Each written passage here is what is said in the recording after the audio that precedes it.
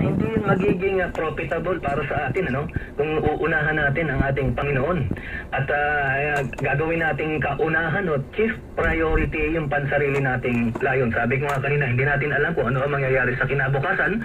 Maaaring nagpaplano ka at kinabukasan naman hindi mo na alam kung meron ka pang buhay. Yun ang sinasabi ng Panginoon. Kaya sinasabi lamang dito ni Solomon na daily we need to commit kung ano man ang ginagawa natin, maging ang ating buhay sa ating Panginoon.